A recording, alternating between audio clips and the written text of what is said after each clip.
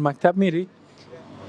حواله دیگه من نمیرم دیگه مکتب به خاطر که مشکلات ما زیاد است. در خانه 8 نفر هستیم، نمیتونیم پیسهش پوره کرده. سلام برسه، خوب هستی؟ شکر زنده. چی هست نامک؟ قیس. قیس هست. چند مکتب هستی؟ صنف 7. چندم نمره هستی؟ 4 نمره. 4 نمره هستی؟ اینجا میگیم از چند صبح دیگه کار میکنی تا چند؟ من از 7 صبح میایم تا 6 شام. از 7 صبح تا 6 شام؟ بله. بابا باز روزانه پیسه میتید؟ بله. میشه مشکلات حل؟ نه دیگه قد نمیشه دیگه که من مشکلات خودم حل کنم امروز. خب ما عمل هم نزدیک است، بخیر مکتب میری؟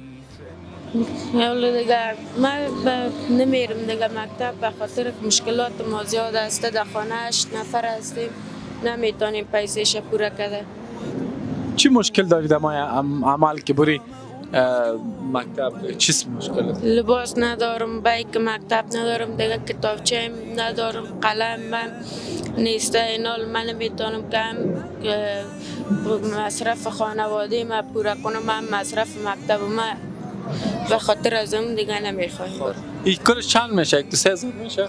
لباس بگیری برات یک 500 پتلون بگیری، 500 منظم بلوزش بگیری و یک 500 1000 کتابچه و بکس اما قبل میشه؟ بله هم قدر شد میشه. اگه این مصارف ما بتیم انشالله میری مکتب؟ بله میرم. خاص هست.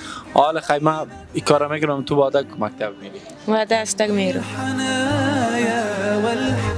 1 2 3 4 5 6 سیشت خود تا حساب کن. 1 2 3 4 5 6. خب پس حتما مکتب بری. خب انشالله. قیس عزیز، قیس درست است. بله. آفرین بر تو گلسته. خب دوستان عزیز، نباید فراموش کنین که متاسفانه در شرایط حاضر هستن اکثریت از اطفال و همچنان میهنان عزیز ما در شرایط سخت و طاقت فرسا اینا کار میکنن و سبب شده است که تحصیل نکنن. شما میتونید روی صفحات لینک ها را مشاهده کنین و همچنان ما یک بخش داریم، بخش آفلاین است، هم به شکل اسپانسرشیپ های دائمی و هم به شکل موقتی میتونین این کودکان و فرزندان عزیز میهن ما را دستگیری کنین و یاری کنین.